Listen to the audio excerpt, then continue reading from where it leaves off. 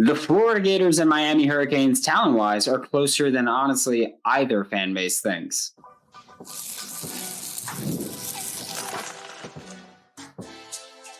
You are Locked On Gators, your daily podcast on the Florida Gators, part of the Locked On Podcast Network, your team every day. Hello, and welcome back to another episode of Locked On Gators, part of the Locked On Podcast Network, your team every day. Thanks for making Locked On Gators your first listen of the day. Every day we are available daily and free wherever you listen to the podcast and on YouTube. Happy Friday. I'm Brandon Olsen. Find me on Twitter at WNS_Brandon. Miami fans, you already know where I am. You've been tweeting at me nonstop. Dude with the AirPods. I get it. Ultimate College, which, by the way, God, Ultimate College Football Head Coach is a brand new mobile game that is completely free, has no ads, and is 100% playable offline. Use promo code LOCKEDONCFB, all caps, inside the game store to receive a free boost to your program. Begin your coaching legacy today. And I wanted to talk about the Florida Gators and Miami Hurricanes, talent-wise, are closer than I think either fan base thinks. I think that a lot of Florida Gators fans look at the Miami Hurricanes side and they say, oh, well, you are greatly overestimating yourself. And I think Florida looks at Miami the same way. Or I think Miami looks at Florida the same way of you're greatly overestimating yourselves. 5-7 last year. You got to prove it. And Florida fans go, oh, the Georgia Tech game, lost to Rutgers in an ugly bowl game, all that stuff. Yesterday, the team talent composite rankings came out, and the Florida Gators are actually above the Miami Hurricanes. The Florida Gators are actually, according to the team talent composite, the best team in the state of Florida. It's Florida at 12, Florida State at 13, Miami at 14. So Florida is actually above all of them. Although, again, it's very close, obviously. It's 12, 13, 14. Not a huge gap there. But I think when you look at the position by position look, I think it's really close. I'm not even saying which side is better. And that's been a lot of what I've been saying is, look, and I know Miami fans get upset about it. I know some Florida fans get upset about it. One of the main reasons that I look at home field advantage as such a big distinction here is that, and Cam Ward being in game one, is that I think these teams are really close talent-wise. And this is something that I've been saying the entire offseason. It's something that I know I'm right about. Like, you can feel however you feel about it. I know I'm right about this. I think these two teams are closer in talent than both fan bases are giving them credit for. At quarterback, I think Florida is better. I spoke about this yesterday. I think Florida is better. Barely, but I think Florida is better. And I honestly, we talked about it. When you remove the behind the line of scrimmage passes, they've got the same adjusted completion percentage, but Graham Mertz's passes have been more difficult. They both spent a very similar amount of their pressures about their dropbacks under pressure. And Graham Mertz significantly outperformed Cam Ward in that category. We've seen this happen. We've looked at these numbers. We've looked at the film. You could talk about it. You can acknowledge it. You don't have to agree with it, but I do think that Florida's got the better quarterback and definitely better quarterback room when you consider the backup. Everybody in the country would take DJ Lagway over just about any backup, really. I think the overwhelming majority of backups, most people would go, yeah, give me Lagway instead. Give me the top-ranked quarterback in the class. Running back, Miami, especially with Montreal Johnson banged up. I really like what Florida has in the backfield and their running back room specifically. Really deep, a lot of potential there. I can't look at a running back room with an injured Montreal Johnson. Even if he does play, I refuse to believe he'll be 100% healthy. But an injured Montreal Johnson, and compare it to a running back room that has Damian Martinez at the top, and go, yeah, the one with the injured Montreal has the better running back right now. No, I don't think you can do that. And if you do that, I do think that you lose some credibility there with your opinion of this game. I think that if you can look at the top of the running back room and go, yeah, Florida's is better, I think you're wrong. You could say Florida has more depth. I think that's fair. But as far as who's got the running back advantage, it's not the depth that's going to matter in week one. It's going to be who's going to see the overwhelming majority of the carries? Damian Martinez. Right? He's better than any running back Florida is going to put out there. I think Damian Martinez is a really good back. I think he's going to be in the NFL next year. And I don't think he's going to be in college for long. So right now, Florida quarterback, Miami running back. When you look at receiver, I think it's really close. And I think that both sides have merit. I think Miami at the top is better. Xavier Restrepo, who again, like I'll critique Xavier Restrepo and Jacoby George all I want. I understand that Miami fans really like them and that they were productive last year. If they were that good, they'd be in the NFL right now. Right? If they were that good and that dominant, like a lot of Miami fans say, they'd be in the NFL right now. You can make the same argument for Florida with Elijah Badger. A lot of us are very high on Elijah Badger. But if he was that dominant and that great, he'd be there, right? But again, I'm not saying that they're bad. I'm just saying that they're not nearly as dominant as a lot of fans like to make them sound. Like Jacoby George, last year was his draft eligible year. He could have gone. Xavier Restrepo has been able to go.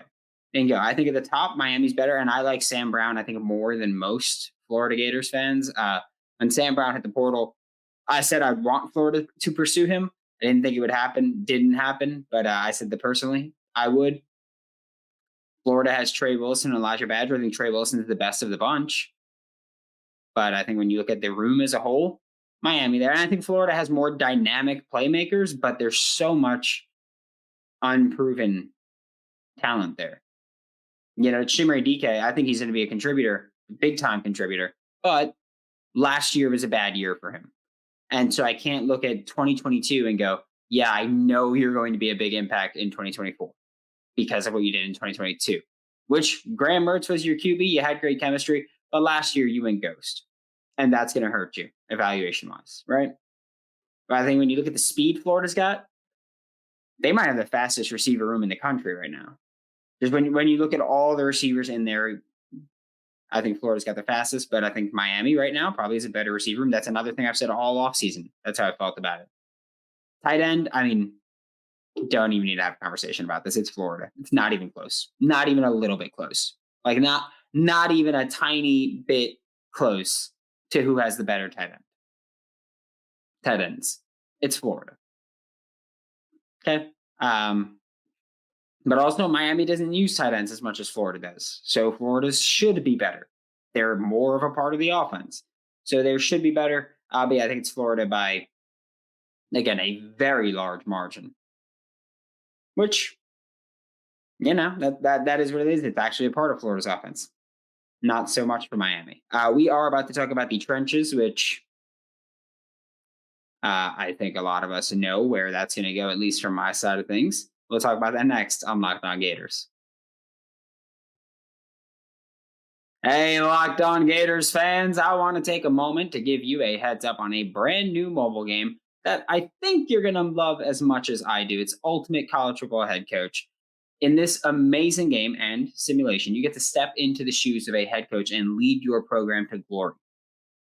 So imagine being the head coach of the Florida Gators, and you have to recruit players, and you have to hire assistant coaches and off-field staff members, because you do have to hire that. Scouts, yeah, you got to work on all that.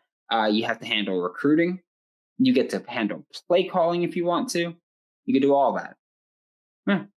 Ultimate College Football HC. Completely free, no ads, and is 100% playable offline. So when I'm flying to Jacksonville and driving to Gainesville, when I'm flying to Jacksonville, I will be playing this game. I love it. I've been a big fan of just Ultimate games for years now, since before they were a sponsor. Yeah, you can use promo code LOCKEDONCFB, all caps, receive a free boost to your program. Download the game, just visit ultimate-cfb.com or look it up on the app stores and begin your coaching legacy today. And I don't know if you guys know this, but the Florida Gators play football next week, right? College football starts this weekend. Like it starts this weekend. Florida State plays Georgia Tech, right? And I don't know if you like being comfortable. I don't know if you like looking good while you're watching games. I know I do. Just personally, I prefer to look good, prefer to be comfy. Allow me to introduce Home Field as the exclusive apparel sponsor of Locked On Gators. Love them. You see me wearing Home Field apparel all the time during the season, during the off season. I'm always wearing my home field shirts. It's some of the most comfortable t-shirts I have. I wear them more than probably any other t-shirts. And home field is gearing up fans for the entire 2024 season. It's not too late to order. You can go with a football box, which contains 3 never before seen items for the Florida Gators or wherever school you support, curated so fans have new gear to wear all season long. And platinum VIP boxes include a new hat or ringer, a VIP koozie, a platinum pass guaranteeing 20% off, and early access, right, to schools' football releases throughout the 2024 season. These will sell out soon, so make sure you go to homefieldapparel.com. Wide selection of colleges. They got Pepperdine. They got everything on there. And use code GATOR24 to save some money while you do it with homefieldapparel.com. Thanks for making Locked On Gators your first listen of the day. Every day, we are available daily and free right in the podcast and on YouTube. And like I said, when we talk about the trenches for the Florida Gators versus the Miami Hurricanes, I don't think you can reasonably say that, especially looking at the offensive line, I don't think you can look at the offensive line and say Florida's better. Because when you look at Florida's offensive line, you're replacing Richie Leonard IV, you're replacing Micah Mazzccua, and this is just in order of snap count. It's not my opinion of anybody. It's just who played more. You're replacing Richie Leonard IV, who went to Florida State. You're replacing Micah Mazzccua, who went to, I believe, Nebraska. Damian George is going from right tackle to right guard. Austin Barber is back healthy at left tackle. Jake Slaughter is back healthy at center. Well, Jake Slaughter is always healthy. He was one of the best centers in college football last year. But you're replacing, again, both starting guards, one with a true sophomore, one with Damian George moving from right tackle to right guard, or you have another redshirt freshman taking that spot in Rod Kearney, right? Right tackle, you even brought in Brandon Crenshaw-Dixon from San Diego State. Could be Caden Jones out there as well. Cam Waits could find his way at one of the right side spots. But here's the thing. Week away from the game, and you're still figuring out your offensive line. To me, that's concern. I think when you look at the offensive line, it's Miami's by a mile. Like, not even a little close. But that's what Miami did. Not similar. But the same way when we talked about tight end, I said, oh, well, Florida's supposed to be better at tight end. It's more important to them.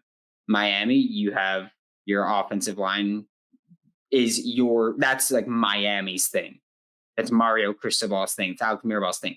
Getting that offensive line right? Jalen Rivers, Francis Mauigoa, I think it's Enes Cooper's back at right guard, Samson Okunlola at left guard, and then Zach Carpenter from Indiana at center.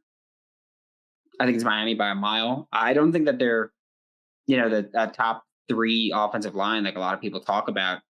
I need to see that is what I'm saying, especially with Zach Carpenter replacing at center. I think that that's a very overlooked difference just because, again, I thought Matt Lee was really good last year. So Zach Carpenter replacing him, we'll see if you can carry over. Big shoes to fill there, but offensive line, it's Miami by a mile. Don't think you can really, I'm not going to sit here and try to convince you otherwise. Defensive line is the only area in this entire episode where I'm saying push. Okay? And I know Miami fans right now are getting upset because they went into the portal and they brought in so many players, yada, yada, yada. And Florida fans are getting upset because Miami went into the portal and Florida's returning guys. Here's the thing. I think Miami has a lot of new guys on their roster with a lot of hype. But until I see it, I'm not buying it. I've said this throughout the whole offseason. You can go out and add all the best players you want. But until I see it, I'm not buying it. Simply like Simeon Barrow. I'm not he's not someone that scares anybody. Tyler Barron is, I was talking about him as a starter, big time contributor, and a bunch of Miami fans were like, "Oh no, that's not. He's going to be the 4th or 5th edge rusher." I don't know where the hell you're getting that from. I don't think that's true at all. Either way, though, he's been ineffective against Florida throughout his career. I'm not going to hype him up. Ruben Bain's the one guy where I'm like, "Yep, hell of a football player." But for everybody else, until I see it, I'm not buying it. And Florida has more returning players, right? Florida returns most of their defensive line. But I've been pretty publicly skeptical of some of this. So I can't go and say, yeah, it's Florida here. I think Miami has the best player on the defensive line in Ruben Bain. So if you want to go that, you can. But again, Florida has more returning players. I think that they're more likely to put it together in week 1, but I don't know. I think both of these teams, I need to see it. I know that there's a lot of hype behind the defensive line for Miami, and I know that there's a lot of internal hype for the defensive line for Florida. I need to see it. Again, this is just something where I have to say push because I'm not bought in on either side. I'm talking about the interior and the edge. So for Florida, that like the jack linebackers included in there, I just need to see it. I think that Florida's got a lot of young guys, a lot of returning guys, but I've been skeptical of them. I like to take the approach of when you have expectations for a lot of new people, then you should set the expectation on top of that of, well, not all these people are going to live up to the hype. History tells you most won't live up to the ceiling that you see. So for me, I look at both these sides and I'm like, yeah, there's a lot of potential on both these sides. If Miami's defensive line is as good as hype, and if all those guys come in and immediately are gelled and playing really well together in game situations, they're going to have a really good defensive line. And if Florida's defensive line takes the steps that we've been told they're taking, Tyreek Sapp, Caleb Banks, TJ Searcy, Joey Slackman there, Cam Jackson, Justice Boone, everybody takes the developmental steps that they're expecting, they're going to be really good. But both sides, what have we seen from either of them as a unit? Because the answer is nothing. The answer is nothing. Miami's got a lot of new guys. Florida has a lot of young guys stepping into larger roles. We've seen nothing from either side. So I just have to say push just because I really have no clue what we're going to be looking at here with that defensive line. Yeah, it's the only side that I put push on. But yeah, it's simply put one of those things where you just got to show me because I'm not going to buy into the hype by both defensive lines when I feel like we hear the same hype about that every year and it just hasn't worked out yet. We'll talk about the back 7 next on Locked On Gators. Game Time has a new feature called Game Time Picks that makes getting tickets for your favorite live events even easier. Game Time Picks filters out the fluff to show you only incredible deals on great seats so you don't have to waste time searching through thousands of tickets. Also, if you're in LA, Diamondbacks, Dodgers, 50% off Labor Day offer. By the way, I know we got some of you. I know we got some Cali folks out here. I know that last year or 2 years ago at the Utah game, I know I got stopped by a couple LA listeners. Game Time Picks makes it easier to find great seats, great deals for great live events. And it's not just, it's not sports, concert, comedy, theater, everything. All in pricing allows you to see all in pricing. Okay. That's everything right in front of your face. No hidden fees, nothing, no surprises there. It's a fantastic feature of Game Time. One of the reasons that I love them so much. Take the guest right out of buying concert tickets with Game Time. Download the Game Time app, create an account, use code Locked On College for $20 off your first purchase. Terms apply. Again, create an account, redeem code Locked On College for $20 off. Download Game Time today. Last minute tickets, lowest price guaranteed. Thanks for making Locked On Gators your first listen of the day. Every day we are available daily and free wherever it's in the podcast and on YouTube. And talking about the back 7, we'll start with the linebacker room. We're working our way down. I think that this one, if you look at run defense, I think Miami has the edge. And if you look at coverage, I think Florida has the edge. I've been saying, I think that Miami's linebackers aren't good in coverage. It's been an opinion of mine all season. It's been what I've been saying. But I've been saying they're really good on early downs. They're really good run stoppers. They are. And Francisco Mauigoa had a ton of success as a pass rusher last year. But as far as coverage, I think they leave a lot to be desired. I'm just not like watching them, I don't look at them and say, oh yeah, those are really good coverage linebackers. Whereas Florida, last year, linebackers were horrible in run defense. Granted, a lot of rotation there now, a lot of personnel swapping, but Shamar James, throughout his career, has been pretty dang good in coverage. He's back and healthy this year. Played most of the season last year, but got hurt, missed the rest of it, healthy. Pop Howard coming in. I mean, you look at the spring game and you look at Pop Howard covering Arliss Boardingham, deflecting the pass, and then doing the little seatbelt, like talking that track. That, I mean, come on now. And also for Florida, I think linebacker coverage is more important than it is for Miami's defensive system. I think linebackers, you're asked to do a lot in this Florida defense. It's one of the reasons we look at schematically, they're similar to Baylor. I look at Baylor and I say, hey, if you could play linebacker in that Baylor defense at a high level, you could play it in the NFL. Like it's complex. Coverage wise, you're asked to do a lot. I will say this for both sides. I think that they are going to pop ball carriers. Like I think you're going to hear a lot of cracks of helmet to shoulder pads. I think you're going to hear a lot of it on August 31st. Pop Howard's been a killer. Shamar James really aggressive. Miami's linebackers really aggressive. Like again, I think that they're really good run defenders. If you do have a defensive line that works out the way you're expecting it to, then they're going to have pretty clear lanes to just fill gaps and hit guys. Probably going to be a lot of sore players in the state of Florida on September 1st, I'd imagine. But yeah, I think that if you're looking for run defense, it's Miami. If you value coverage, it's Florida. Whichever one you think is more valuable for whatever system or whatever situation, that's what you're looking at. Like Miami, they're going to throw the ball more. Florida needs to be better in coverage. Florida wants to run the ball. Miami needs to be better run defenders. Like that kind of trade-off is going to be common. Cornerback. I don't think either room is proven to be good. I'm not saying push here. I'm just saying I feel like this one's completely NA. Just because I think Florida has better youth, right? Like Florida has multiple 4-star, high 4-star, low 5-star, or even just the top corner in the country from a couple years ago. I think that Florida has better youth. I think Florida has the more prototypical size corners, but I'm not sold on either side at corner. I need to see it. Like I think Florida, like looking at Jakeem Jackson, I think his ceiling's really high.